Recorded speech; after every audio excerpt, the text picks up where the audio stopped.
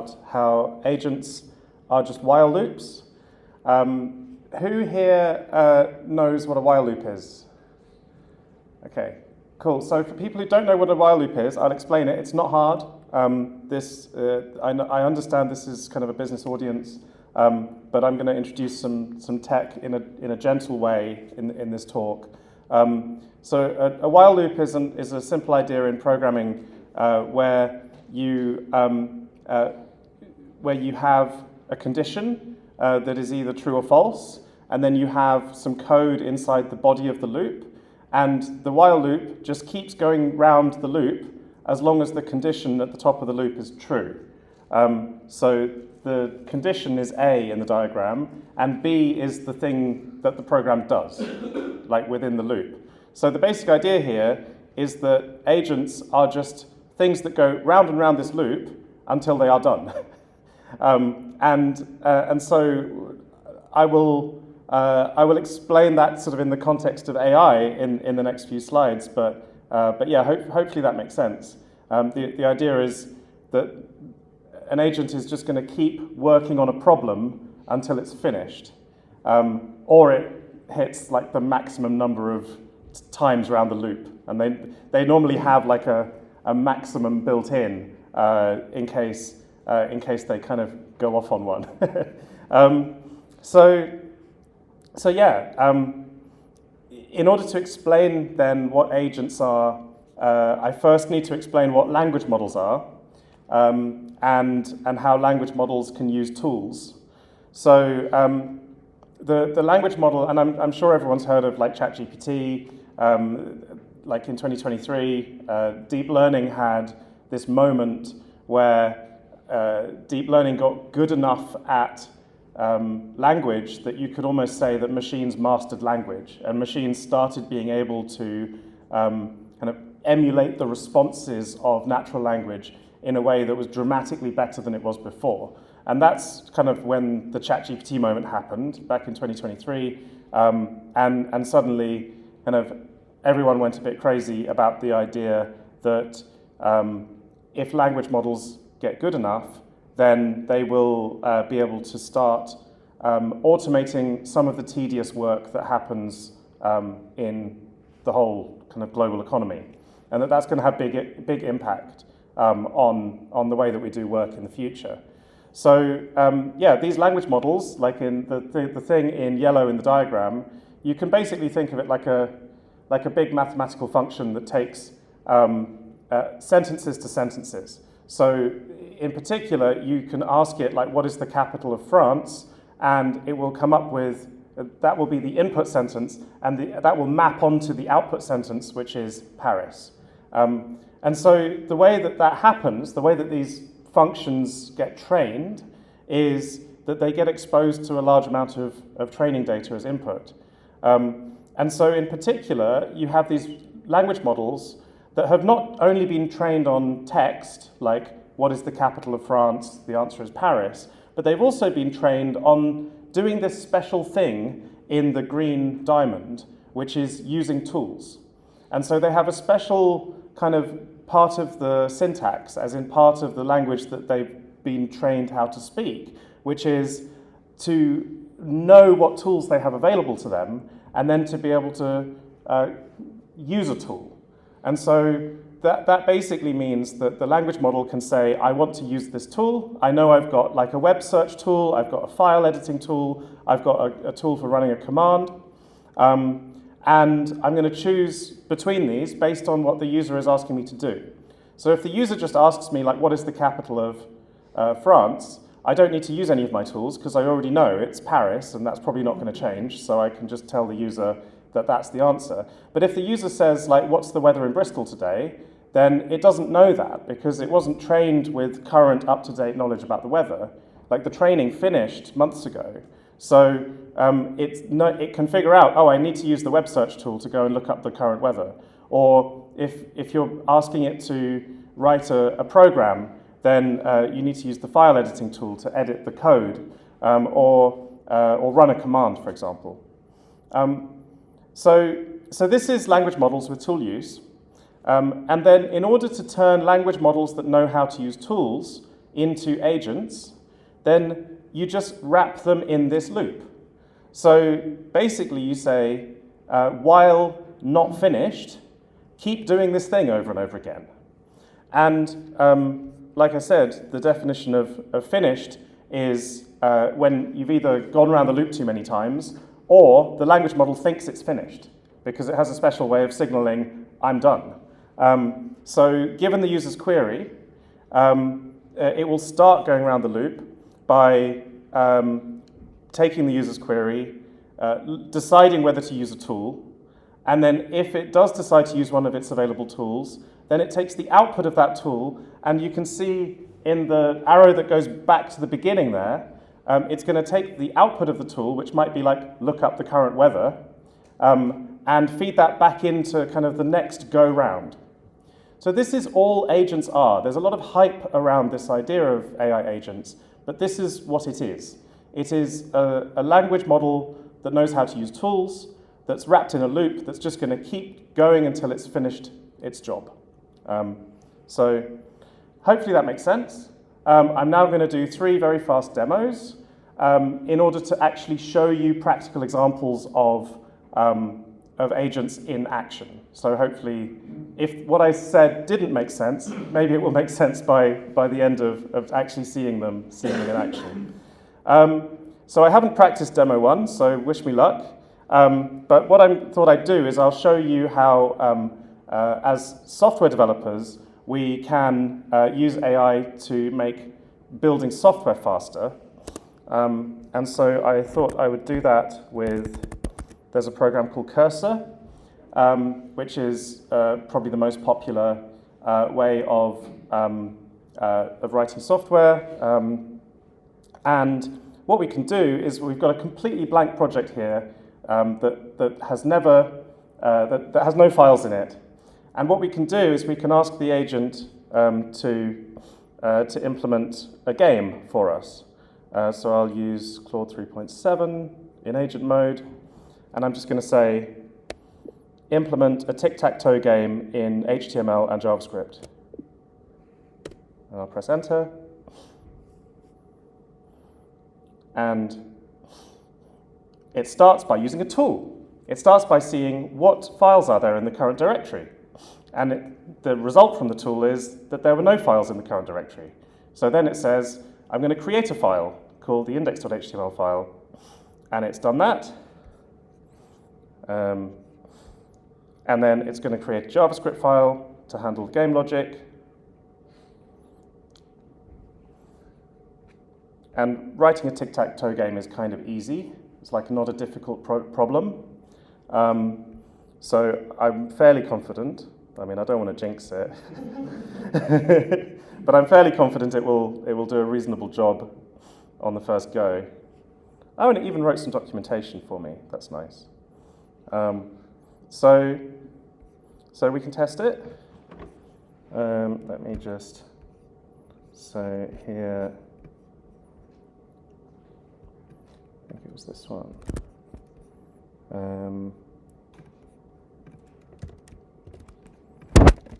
So here's my tic-tac-toe game. I'll load that up by my browser. Okay. So yeah, it works. Okay, so we got a functioning tic-tac-toe game out of it on the first try, but it's less like, oh look, AI knows how to code, and it's more like, let's actually think about what happened in that process. It is an agentic loop, which just means it's a while loop, which means that until it's finished, it's going to keep using its tools to try and get the job done. And so the first tool it used was list what's in the current directory, and then it just used create file tools a few times. And it basically called its create file tool 3 times, and in between calling that tool, it also outputted some nice text so that we, as the user, could see what was going on. Okay, so that's the first example of an agent. And the next, okay, so that was demo 1. The second demo I want to show is one, so I wanted to pick examples that I use all the time, because I know that I can feel confident in saying that they're genuinely useful. This is not hype, because I use these tools all the time, every day, and they help me get my job done faster. So the first one is writing software. The second one is doing research. So I need to I need to make decisions all the time in my job, because I run a company, and I need to do things like deciding what technology to use and integrate into our stack. And so, but this morning, for example, I had a question about, because I was preparing for this talk, I had a question about whether multi-agent systems or single-agent systems actually perform better. Multi-agent systems, by the way, are ones where you get more than one agent to try and solve a problem kind of in a team, and you get the agents to communicate with each other. And I'm a little bit skeptical about whether multi-agent systems are actually better than single-agent systems, like single-agent systems being like the one I just showed you. And so I wanted to check whether my skepticism was valid by doing some research. And normally you'd have to go and Google it yourself and maybe go and read some academic papers and think about it for a while. But you can now, there's an agent tool called Perplexity that I'm quite a fan of, that has a research mode. And so I put this question on Slack first thing this morning. Does anyone know if multi-agent teams actually give better results than single agents with strong thinking LLMs and appropriate tools? And instead of waiting for someone on my team to pipe up with what they thought, I thought I might as well also plug the same exact question I put into Slack, into Perplexity. And so what you can see is when you hit go on Perplexity, this is also an agent. It is exactly the same thing. It's an LLM that's got multiple tools at its disposal, and kind of the main tool that Perplexity has at its disposal is searching the web. And so it, you can see right now, is searching. It's got a bunch of results. It's going to go and read some papers. So it's actually going to go and download papers from archive.org, which is where people publish academic papers. And it's going to spend 5 minutes or so actually reading a bunch of papers and then answering the question. And we don't really have 5 minutes, so I'll show you the one I did earlier. But it actually gave me a really good answer. It cited a bunch of current research, and it said that actually single-agent systems are generally considered to be stronger at the moment than multi-agent systems, and it described a lot of the problems that you get when you try and do multi-agent systems. So I won't go into all the details, I just thought it was interesting to show that this was actually an example of using agents kind of in my work. And then, so I then wanted to set up kind of a problem and a little bit of motivation for what we're working on. Now, both of these tools that I've showed you involve sending all of your proprietary data to America, to companies in Silicon Valley. And you might not want to do that. The geopolitical situation is getting kind of interesting at the moment, and I don't know if you trust these guys. So maybe you want to be able to do everything I've described, but do it in a fully private way. And so as just kind of a little nod to kind of the project I'm working on at the moment, the idea is to take these same agent systems and run them on your own infrastructure that you fully own and using open source models. If people are familiar with open source, it's this huge world of software that's managed and contributed to in public. And there exist open source models that are very, very good.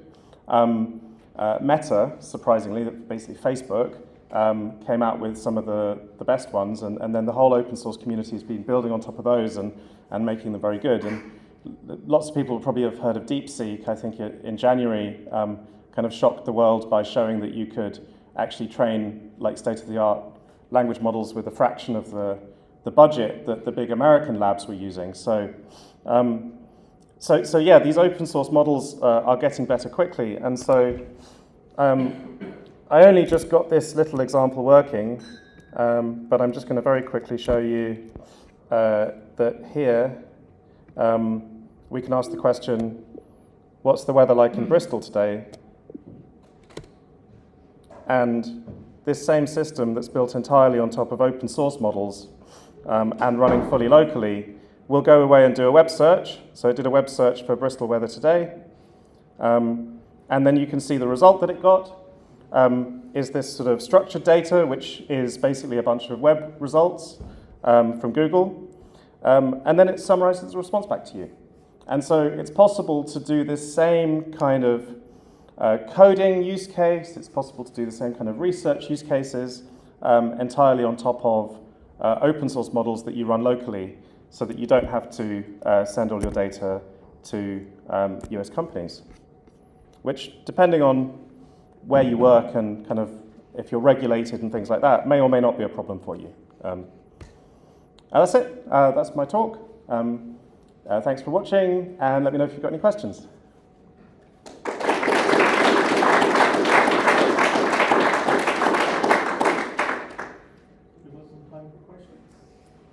Cool. Is Helix open source? Helix is source available, so it's on GitHub.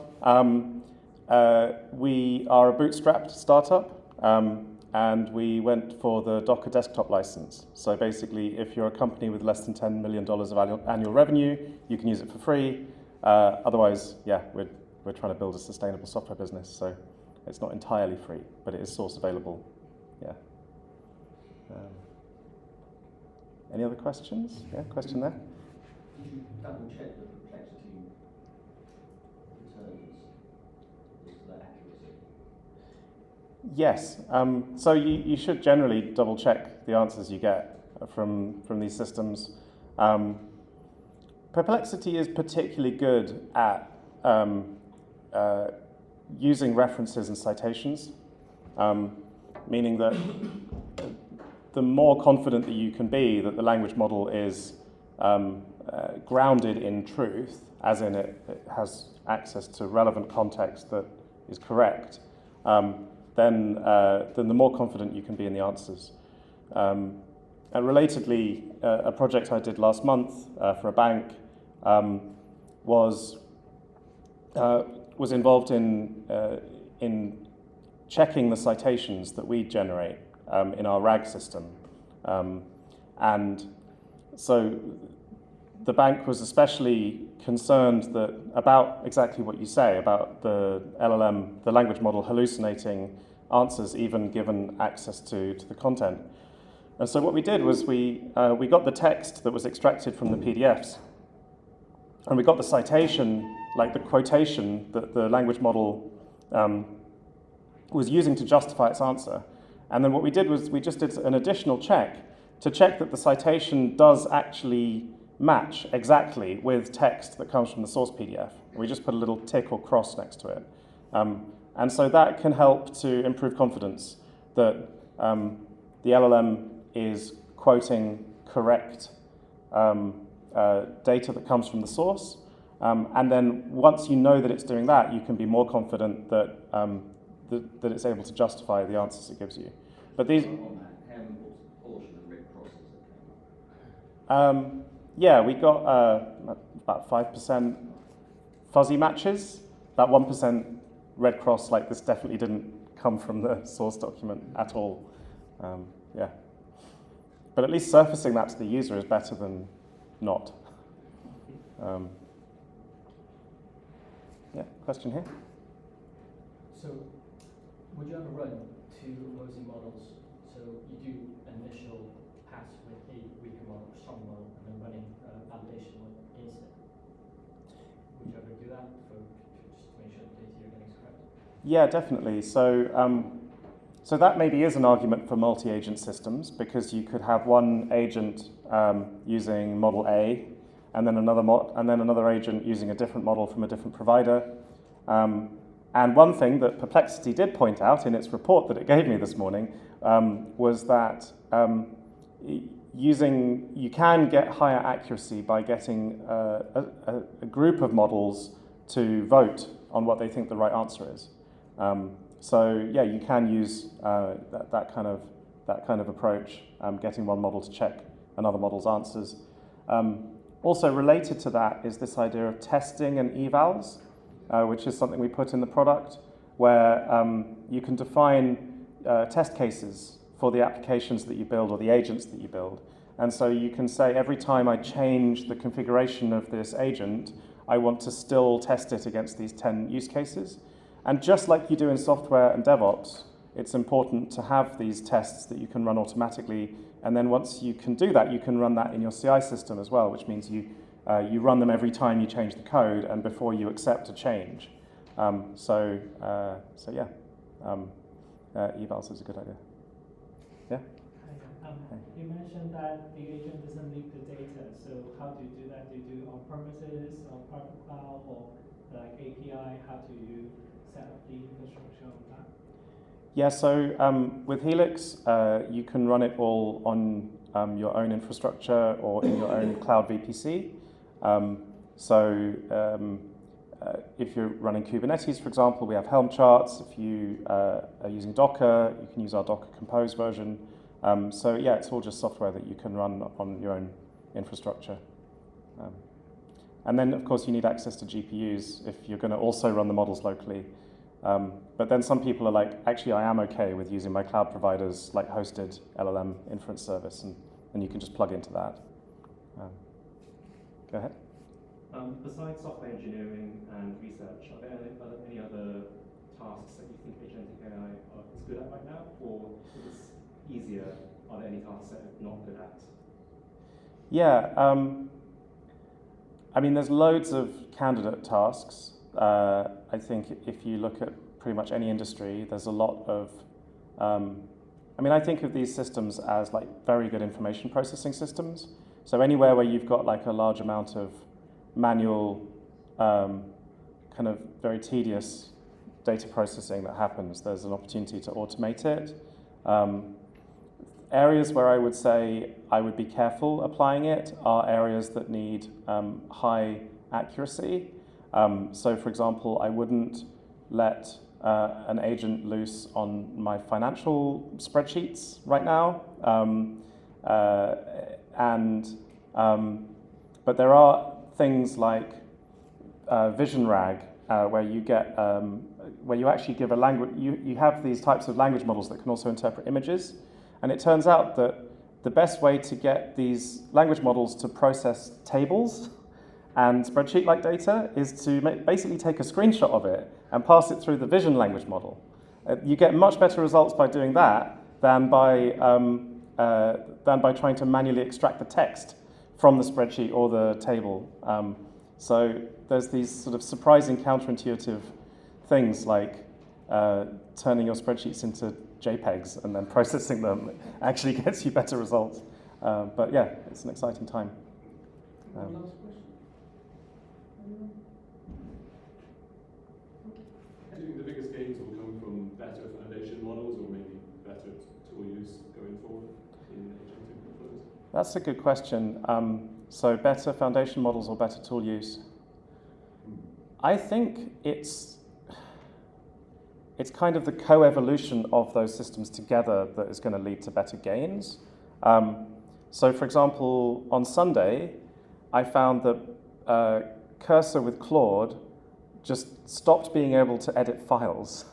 And I was like, that made me think this is really early still. Like if like on a random day of the week, the best like combination of these tools can't reliably edit files. And that probably was because Anthropic probably released an update to the model, which they do continuously, and Cursor and Claude had a regression, and so it stopped working well. So I think, yeah, we definitely need both. It's a bit of a cop-out answer. I think that related to that is that the newer LLMs that have like a thinking mode do really help. So I think more innovation like that around being able to plan out the steps that it's going to take and like check itself, review the things that it's done, and they're called kind of chain of thought models. So that's really helped, and I think, the other related point I think is that we're probably going to see a plateau in the capabilities of these models. It's not going exponential, it's plateauing, but there are still maybe 30 to 40% gains to be had from here in quality. So I think it is still going to make a big impact on the economy. Cool, thank you. Awesome. Oh yeah, and feel free to connect with me on LinkedIn if anyone wants to talk about any of this stuff, or if I can help with any projects you have, or drop me a note, luke@helix.ml. Good job. Thank you. Steal these. Yeah, of course. Yeah, cheers.